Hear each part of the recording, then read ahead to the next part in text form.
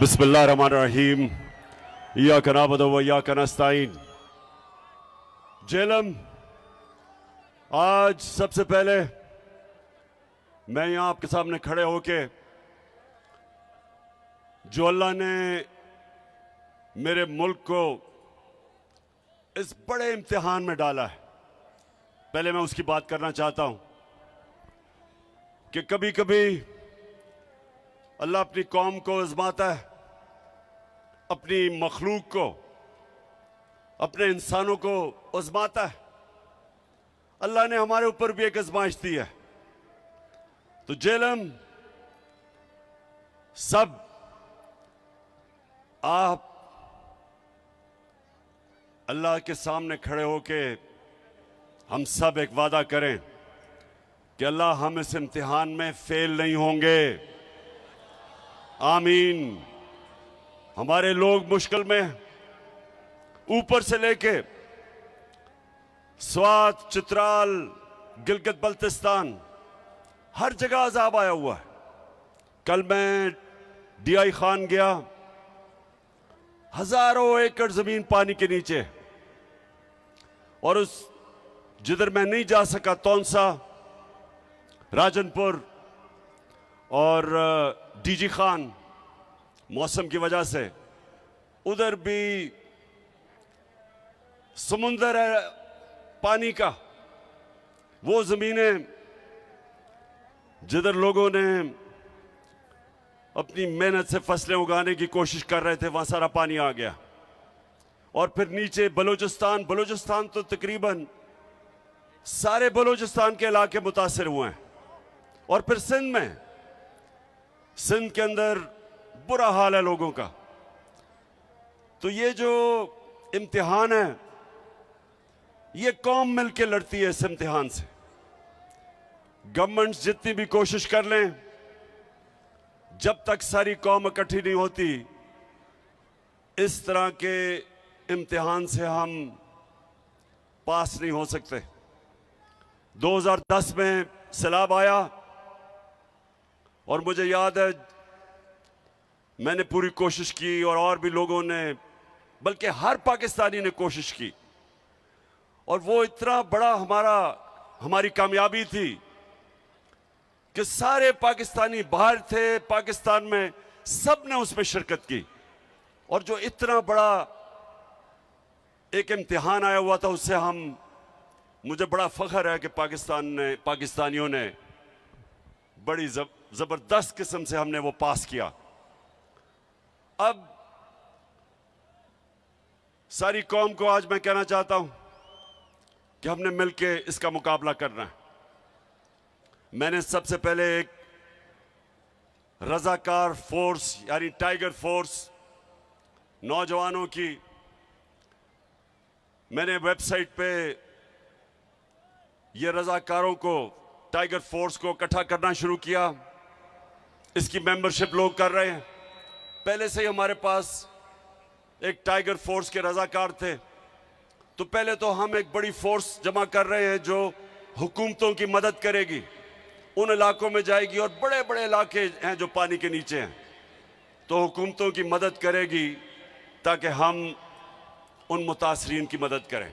दूसरा, मैं कल शाम को, कल नहीं, पीर की शाम को, परसों शाम को मैं एक टेलीथॉन करूंगा, पैसा इकट्ठा करूंगा इंशाल्लाह। सारे जो पाकिस्तानी इधर भी रहते हैं और जो बैरून मुल्क पाकिस्तानी हैं, और वो पैसा इकट्ठा करके हम हुकूमतों के, पंजाब और पख्तूनख्वा की हुकूमतों का फंड,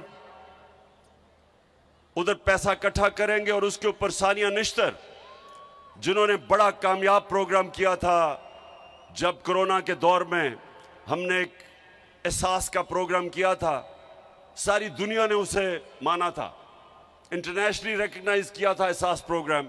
उसी सानिया निश्तर को हम इस फंड के ऊपर बैठाएंगे, कमेटी नीचे होगी, और जिधर जिधर भी पाकिस्तान में कोशिश करेंगे कि जिधर जिधर लोगों को ज़रूरत है, उधर हम उसके मुताबिक, कि जिधर मुस्तहिक लोग हैं उसके मुताबिक हम ये फंड देंगे। तीसरी चीज़, हमें आगे से इसकी प्लानिंग करनी है। एक तो अल्लाह का इम्तिहान है, ये तो हमारे ऊपर आया, इसके ऊपर तो कोई कुछ नहीं कर सकता।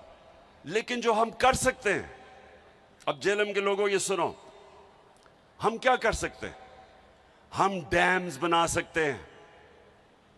और मुझे ये फख्र है कि हमने अपने 3.5 साल में 10 डैम शुरू किए पाकिस्तान में।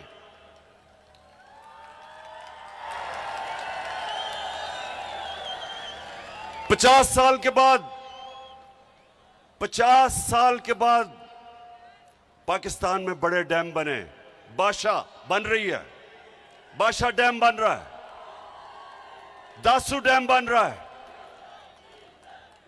और उसके अलावा मुमन डैम, जो इंशाल्लाह अगर इसी रफ्तार पे गया तो 2025 में बन जाएगा।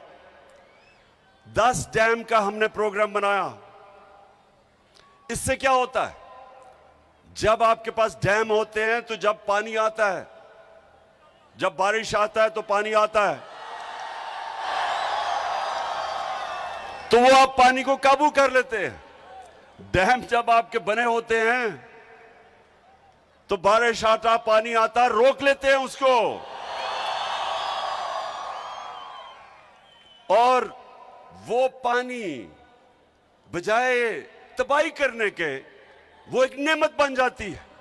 ये है डैम का कमाल। आप सोचें, जेएलएम के लोगों सुनो, चाइना में 80,000 डैम हैं, 5,000 बड़े डैम हैं। हमारे पास अभी 2 बने थे, मंगला और तरबेला, उसके बाद ये पहली दफा बड़े डैम बन रहे हैं। तो ये हमने बड़ी कोताही की। और जितनी भी हुकूमतें आई, सबसे सवाल पूछता हूं कि क्या आपको कोई एहसास नहीं था कि हमारी हाइड्रो इलेक्ट्रिसिटी, सबसे सस्ती और साफ बिजली तो पानी के ऊपर बनती है, डैम बना के। फिर हमें पानी बचा लेते हैं, या पानी की कमी है, आगे पानी की मजीद कमी आ रही है, उसके लिए डैम्स की जरूरत थी। तो किसी ने 50 साल में डैम्स का नहीं सोचा। मैं अपनी हुकूमत को मुबारक देता हूं कि पहली दफा 10 डैम्स बनाने एक हुकूमत ने बनाने के मंसूबे बनाए।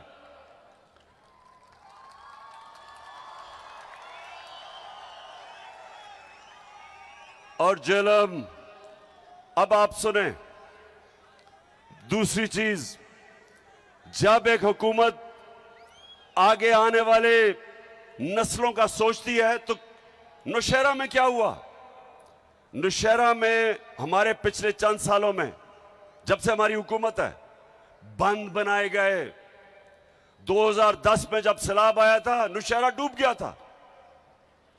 इस बारी बंद बना के नौशहरा को बचाया गया, और अल्लाह करे कि और पानी ना आए। अभी पानी आ रहा है, हम ये उम्मीद रखते हैं कि वो बंद बचा लेगा। इस तरह की इस वक्त तौंशा शहर, उधर उस शहर आज डूब जाना था, जो ऊपर से कोए सुलेमान से ये जो चश्मे आए और ये नाले आ रहे थे, अगर वो पंजाब की हुकूमत, उस्मान बुज़दार की हुकूमत अगर वहां अरबों रुपए का बंद ना बनाती, आज तौंसा डूब गया था। और फिर आज लाहौर के अंदर जब पानी आता था, बारिश आता था, तो लाहौर भी मुश्किल में पड़ जाता था। जिस तरह सिंध और कराची खास तौर पे, या जब बारिश आती है तो डूब जाता है, और या फिर पानी नहीं मिलता। कराची के अंदर टैंकर माफिया है, सबसे ज्यादा पैसा टैंकर माफिया बनाता है, क्योंकि पानी नहीं है। लाहौर के अंदर अंडरग्राउंड उन्होंने टैंक्स बनाए, और अब जब बारिशें हुई हैं, कोई लाहौर के अंदर पानी नहीं खड़ा हुआ। ये पहली दफा आगे की प्लानिंग कर रहे हैं। 30 साल इन दोनों हुकूमतों ने पावर में बैठे रहे, कितनी इन्होंने प्लानिंग की। अब डीजी खान एक बड़ा ये पहाड़ से जो पानी उसको रोकने के लिए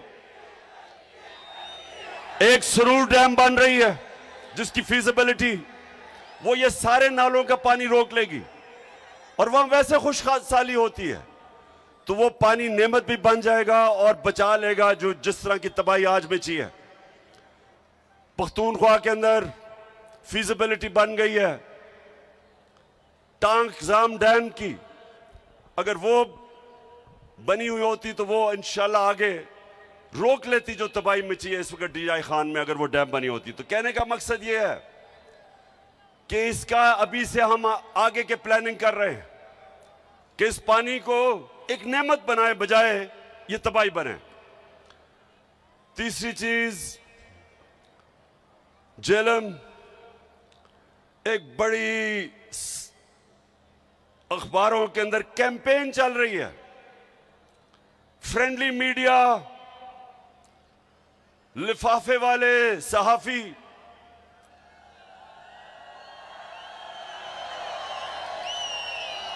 आप जानते हैं ना लिफाफा वाला सहाफी कौन होते हैं। और एक मीडिया हाउस जो हमेशा चोरों की हिफाजत करता है पैसे लेके, आप जानते हैं वो कौन है। तो ये कैंपेन क्या कर रहे हैं, ये कह रहे हैं जी इस वक्त सियासत नहीं करनी चाहिए, जलसे नहीं करने चाहिए। कान खोल के सुन लो लिफाफो, जमीर फरोश सहाफियों सुन लो, मैं सियासत नहीं कर रहा, मैं हकीकी आजादी की जंग लड़ रहा हूं। मैं इन चोरों जिन्होंने 30 साल से इस मुल्क को लूटा है, मैं इनके खिलाफ हकीकी आजादी की जंग लड़ रहा हूं। मैं इस मुल्क में कानून की बालादस्ती की जंग लड़ रहा हूं। मैं इस मुल्क को वो मुल्क जिसका नजरिया इस्लामी फलाई रियासत, हमारे जो फाउंडिंग फादर्स थे उन्होंने फैसला किया था कि पाकिस्तान वो बनना है जो कि इस्लाम का जो सबसे पहले रियासत बनी थी, मदीना की रियासत के उसूलों पे खड़ा होगा। और वो रियासत ने इंसानों को आजाद किया था, इंसानों को हकीकी तौर पे आजाद किया था। इंसाफ देके, कानून की बालादस्ती कायम करके, कानून की हुक्मरानी कायम करके, ताकत की हुक्मरानी खत्म करके उन्होंने माशरे में इंसाफ पैदा करके लोगों को आजाद किया था। ये वो जदोजहद है मेरे पाकिस्तानियों, ये वो जदोजहद है। ये सिलाब के अंदर भी ये जदोजहद चली रहेगी, ये जंगों के अंदर भी जदोजहद रहेगी, ये कभी नहीं रुकने लगी जब तक हमें हकीकी तौर पे आजादी नहीं मिलेगी। और ये जो बल्कि ये पीडीएम, ये चोरों का जो ये टोला मुल्क पे मुसल्लत हुआ है, आप भी कान खोल के सुन लो, ये आपका प्रोपेगेंडा के जी जलसे कर रहा है, पॉलिटिक्स कर रहा है। कान खोल के सुन लो, ये मेरी हकीकी आजादी की जंग तब तक नहीं रुकेगी जब तक मैं इस मुल्क को तुम्हारे जैसे चोरों से आजाद नहीं करता। आजकल हमें कहा जा रहा है कि जी ओहो सैलाब आ गया, फिक्र ना करो, सैलाब में इंशाल्लाह इमरान खान और उसकी टीम और उसकी हुकूमतें वो काम करेंगी जो तुम सारी जिंदगी लगे रहो नहीं कर सकते। तुम्हारे लिए तो कोई पैसे देने के लिए तैयार नहीं है, क्योंकि तुम्हारा तो चोरी करके सारा पैसा बाहर पड़ा है। वो जो भगोड़ा लंदन में बैठा हुआ है, किधर से पैसा आया उसके और उसके बेटों को, कि अरबों रुपए की प्रॉपर्टीज में रहता है, और वो हमें दर्श दे रहा है कि सियासत नहीं करनी चाहिए। तुम भी सुन लो, नवाज शरीफ मफरूर और मुजरिम, गौर से सुन लो। और यहां शहबाज शरीफ तुम भी सुन लो, और फजल रहमान डीजल तुम भी सुन लो, और आसिफ जरदारी जिसको पैसे की बीमारी है, जो पैसा देख के, आसिफ जरदारी जब पैसा देखता है उसकी मूछें ऊंचे नीचे होनी शुरू हो जाती है। सब सुन लो, ये हमारी तुम्हारे खिलाफ जद्दोजहद हर मौसम में चलेगी। गर्म तरीन जब पाकिस्तान, याद रखें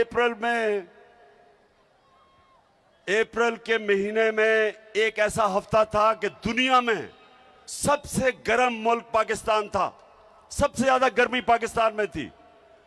तब भी मैं सड़कों पे था, तब भी मैं तुम्हारे खिलाफ जुलूस जलसे कर रहा था। गर्मी हो या बारिश हो, पिछले दिन बारिश हो रही थी तब भी जलसे कर रहा था। और जब तक मैं इंशाअल्लाह अपने मुल्क को आजाद नहीं करूंगा, मैं सड़कों पे होऊंगा, मैं अपने लोगों को भी बचाऊंगा, जद्दोजहद करूंगा। सैलाब में जो मुतासरीन हैं उनके लिए भी करूंगा। और इंशाअल्लाह परसों मैं आपको अपने पाकिस्तानियों से पैसा इकट्ठा करके दिखाऊंगा, इकट्ठा करता रहूंगा, मदद करूंगा अपने लोगों की, लेकिन तुम्हें नहीं छोड़ना। क्योंकि हमारा मुल्क, जब से ये दो खानदान आए हैं डाकुओं के, आपको पता होना चाहिए कि इनके आने से पहले सारे बर्रे सगीर में पाकिस्तान सबसे आगे था। हमारे इकोनॉमिक इंडिकेटर्स सारे बर्रे सगीर से सबसे आगे थे। सारे बर्रे सगीर में हम सबसे आगे थे। हिंदुस्तान से जब मैच खेल के मैं पाकिस्तान आता था, और अल्लाह का शुक्र है वो हमें जिता के लेके आता था पाकिस्तान हिंदुस्तान से, तो जब मैं वापस आता था तो मुझे एहसास होता था कि गरीब तरीन मुल्क से मैं अमीर मुल्क में आ गया हूं। पाकिस्तान आगे था इन सब से। फिर ये दो डाकू खानदान इस मुल्क पे मुसल्लत हुए। हम हिंदुस्तान से भी पीछे रह गए, हम बांग्लादेश से भी पीछे रह गए। और ये जो आज शहबाज शरीफ और ये मिफ्ता इस्माइल कहता है कि तहरीक इंसाफ की वजह से IMF का प्रोग्राम फेल हो जाएगा, शहबाज शरीफ सुन लो गौर से। पहले तो तुम और तुम्हारे इत्तेहादी और खानदानों ने इस मुल्क को मकरूज किया, कर्जे आपने चढ़ाए, आपकी वजह से हर इंसान पे कर्जे बढ़ते गए। हमारी जब बारी आई तो मुल्क का तो दिवालिया निकला हुआ था 2018 में। आप अपने फोन के ऊपर गूगल करके देख ले कि 2018 में पाकिस्तान की तारीख का सबसे बड़ा बैरूनी मुल्क खसारा था, सबसे ज्यादा कर्जे थे। हम जितना भी हमने पहला साल पैसा इकट्ठा किया टैक्स पे, आधा चला गया कर्जों की किस्तें अदा करने में जो कर्जे आपने लिए थे। तो हम तो तब हमें मिला था पाकिस्तान। और पाकिस्तान की इकोनॉमिक सर्वे उठा के देख लो, इनके दौर में जो इकोनॉमिक सर्वे, जो हुकूमत से जो ऑफिशियल डॉक्यूमेंट आती है वो उठा के देख लो, 17 साल के बाद सबसे बेहतरीन ग्रोथ रेट हमारे दौर में 5.6 और 6% हमारी इकोनॉमी ऊपर गई। सबसे ज्यादा पाकिस्तान की तारीख में टैक्स इकट्ठा किया, सबसे ज्यादा पाकिस्तान की तारीख में बैरून मुल्क पाकिस्तानियों ने डॉलर्स भेजे। हमारी 4 फसलें 2 साल रिकॉर्ड पैदावार हुई। किसानों के पास तारीख में सबसे ज्यादा पैसा गया देहातों में। हम वो पाकिस्तान छोड़ के गए थे। हमने एहसास के जरिए लोगों को फायदा पहुंचाया, निचले तबके को। हमने पहली दफा पाकिस्तान में हेल्थ इंश्योरेंस यानी कि 10 लाख रुपया हर खानदान को दिया कि किसी भी अस्पताल में अपना इलाज करवा सकते थे। यह पहली दफा हुआ पाकिस्तान में। और इस दौर में, और हम छोड़ के जाते हैं अप्रैल में, आप साजिश करते हैं, बैरूनी मुल्क साजिश करके गवर्नमेंट गिराते हैं और 4 महीने के अंदर मुल्क का दिवालिया निकाल देते हैं, मजीद कर्जों का रिकॉर्ड तोड़ देते हैं, रुपया गिर जाता है। रुपया एक दफा तकरीबन 250 रुपया डॉलर पे पहुंच गया। आज भी सबसे ज्यादा इसका डॉलर महंगा है। इसका मतलब महंगाई सबसे ज्यादा महंगी है।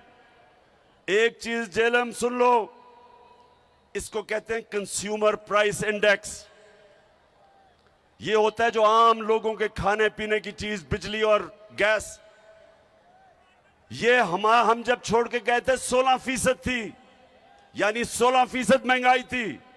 आज 45% है। आज दुगनी से भी ज्यादा महंगाई है। तो इन्होंने तो सारा शोर ही मचाया था कि हमारी हुकूमत नाअहल है, क्योंकि हम महंगाई नहीं रोक सकते।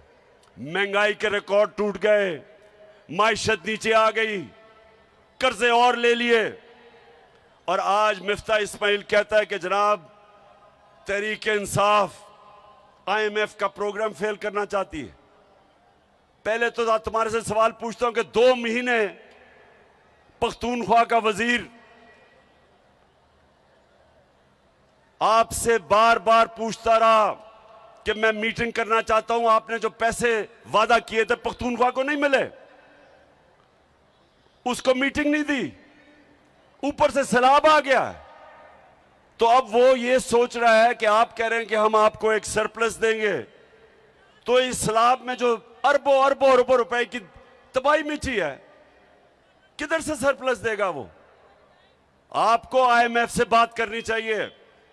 मैंने जब कोरोना हुआ, मैंने IMF के सरबराह से बात करके कंसेशन दी। मैंने कहा लोग मुश्किल में हैं, और उन्होंने दी कंसेशंस। आपको आज बात करनी चाहिए कि IMF को कहो हमारे लोग मुश्किल में हैं, सैलाब आया हुआ है। थोड़ा सा अपना दिल गुर्दा बढ़ाओ, गोरे चमड़ी से इतना ना डरो।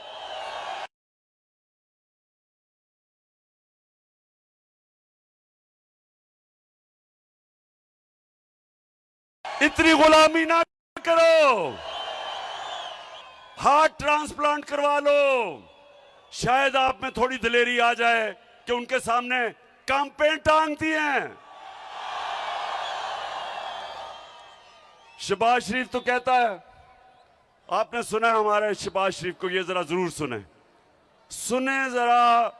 एक 22 करोड़ अवाम का सरबराह, सुने जरा गौर से कि वो क्या कहता है, और मुझे उसके बाद बताना कि क्या आपको भी उतनी शर्मिंदगी हुई है सुन के जितनी मुझे। सुने, मैं सऊदी अरब से होके आया हूँ, मैं UAE के होके, अभी मैं तुर्की होके आया हूँ, और मैंने उन भाइयों को कहा कि आप हमारे बड़े अजीम भाई हैं, हमेशा आपने हमारी मदद की। और मैंने यही कहा, जब मैं आया हूँ तो आप समझेंगे शायद ये मांगने आया है। मैं मांगने नहीं आया, लेकिन मजबूरी है। जिस तरह माजी में 75 साल में आपने हमारा हाथ बटाया है, कुछ अर्सा आप हाथ बटाओ। मैंने कहा मैं वादा करता हूँ कि इंशाअल्लाह हम पूरी कौम हम मिलकर दिन रात मेहनत करेंगे, पसीना कराएंगे, अपने पाँव पे खड़े होंगे।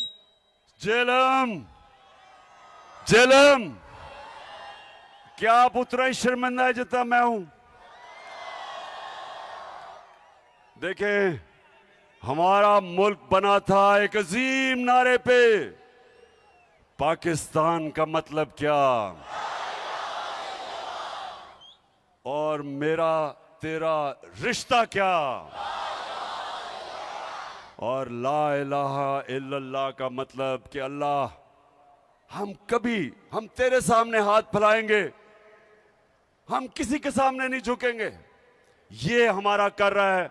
ये जो इंपोर्टेड हुकूमत आई है, एक गैरतमंद कौम को, एक गैरतमंद कौम जिसका लीडर कायदे आजम, जो अंग्रेज की गुलामी में भी किसी के सामने नहीं झुकता था, नजरियाती लीडर अल्लामा इकबाल, उस कौम को इस तरह के लीडर मिले हैं क्योंकि इनका इतना चोरी का पैसा मुल्क से बाहर पड़ा है।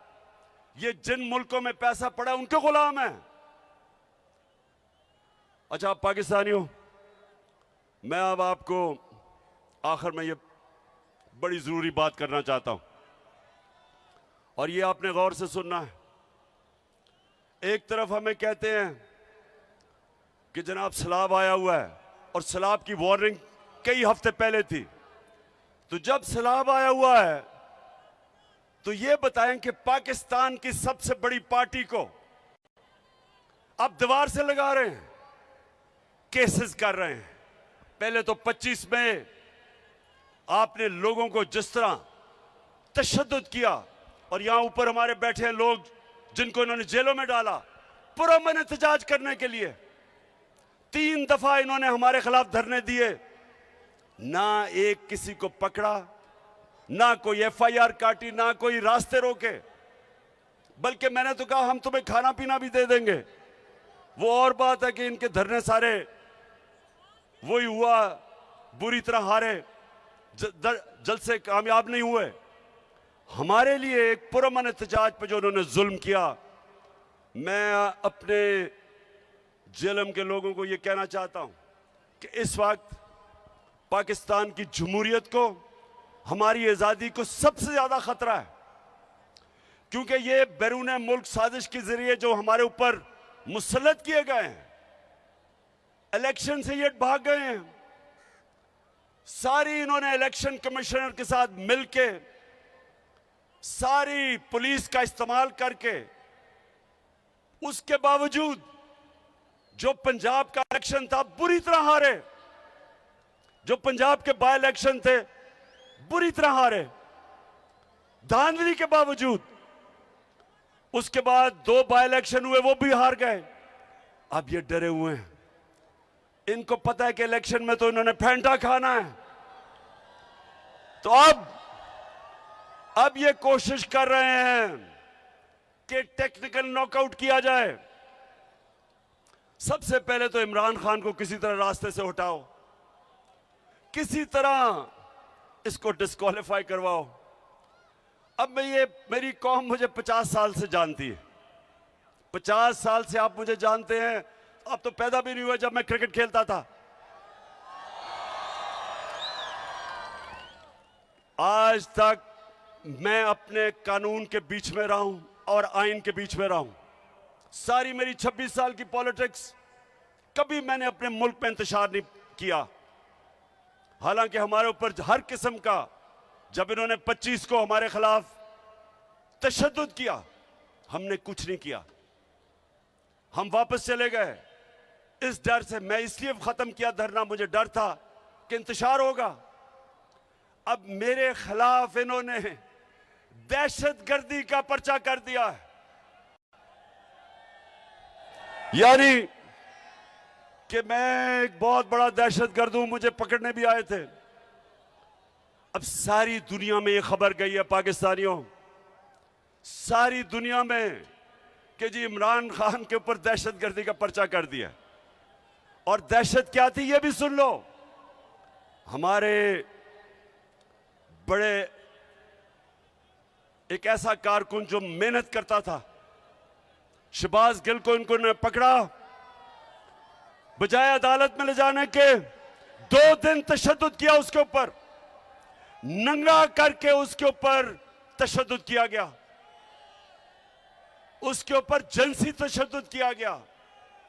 तो जब मैंने ये कहा कि जो लोग जिम्मेदार थे उनके ऊपर कानूनी कार्रवाई होगी और हम करेंगे, तो मुझे जरा ये सब बताओ कि क्या ये दहशतगर्दी है? इसको दहशतगर्दी कहते हैं। सारी दुनिया में ये खबर गई। पाकिस्तान का, जिस तरह उन्होंने पाकिस्तान को एक बनाना रिपब्लिक समझा, क्योंकि दुनिया तो मुझे जानती है, हमारा मजाक उड़ा। सिर्फ और सिर्फ इन्होंने खौफ और हरासा फैलाने के लिए। और एक आदमी आया है, उसको स्पेशल मिशन दी गई है। एक मिशन दी गई थी मिस्टर एक्स को लाहौर में। अब इस्लामाबाद में मिस्टर वाई को मिशन दी गई है। मिस्टर वाई को कहा गया है कि तुमने तहरीक इंसाफ को ऐसा डराना है कि चुप करके बैठ जाएंगे। मिस्टर वाई, मेरी गौर से बात सुन लो। ये पॉलिटिकल पार्टी है, ये दहशतगर्द नहीं है जो अब हरबे इस्तेमाल कर रहे हैं। वो जो जमील फारूकी से किया, उसको भी नंगा करके तशद्दुद किया। वो एक सहाफी है। अरशद शरीफ बाहर गया हुआ मुल्क से, पाकिस्तान का वो सहाफी जिसकी इज्जत है, क्रेडिबल है, वो अपनी जान बचा के मुल्क छोड़ के चला गया। साबिर शाकिर वो मुल्क से बाहर चला गया है। ARY को बंद कर दिया है।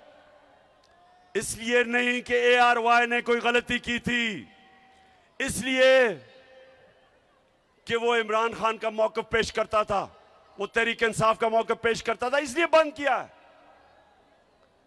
हमारे सोशल मीडिया के लोगों को पकड़ पकड़ के धमकियां,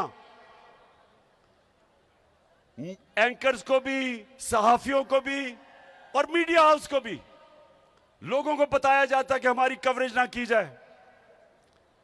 तो ये एक तरफ आप कह रहे हैं कि मुल्क को इकट्ठा होना चाहिए सलाह के लिए, दूसरी तरफ सबसे बड़ी पार्टी के खिलाफ ये जो कार्रवाई कर रहे हैं।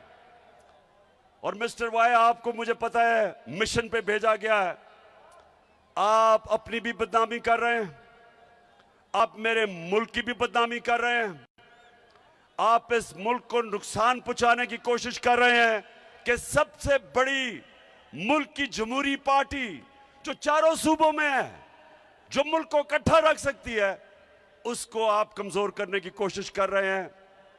ये मुल्क से गद्दारी है। इसलिए मैं आज आप सबको पैगाम देना चाहता हूं, जो लगे हुए हैं साजिश करने हमारे इस मुल्क के खिलाफ, ये मेरे खिलाफ साजिश नहीं है, ये मुल्क की सबसे बड़ी जमात के खिलाफ साजिश सिर्फ नहीं है, ये मुल्क के खिलाफ साजिश है, मुल्क की जमहूरियत कमजोर करने की साजिश है। इसके लिए मैं आज आपको कह रहा हूं कि मैं और मेरी पार्टी पूरी जद्दोजहद करेगी। जितना मेरे में स्टेमिना है, और माशाल्लाह क्रिकेट की वजह से स्टेमिना बढ़ा है, मैं पूरी तरह जद्दोजहद करूंगा। आखिर में मैं आज अपनी सारी पार्टी को, कारकुनों को, अपने पाकिस्तानियों को दो चीजों के लिए तैयार कर रहा हूं। एक कि हमने पूरी तरह जो सैलाब में मुतासरीन हमारे पाकिस्तानी जो आजकल मुश्किलों में पड़े हुए हैं, बड़ा इम्तिहान है मुल्क पे, एक हमने इन सब की मदद करनी है, सारे मुल्क ने मिलकर इनकी मदद करनी है।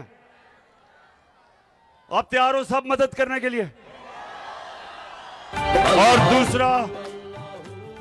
और दूसरा सब तैयार हो जाए इस मुल्क में हकीकी आजादी की जद्दोजहद के लिए। आपका कैप्टन आगे होगा, आपने मेरे साथ होना है, और इंशाअल्लाह एक मुल्क को हमने हकीकी तौर पे आजाद करके रहना है। पाकिस्तान जिंदाबाद।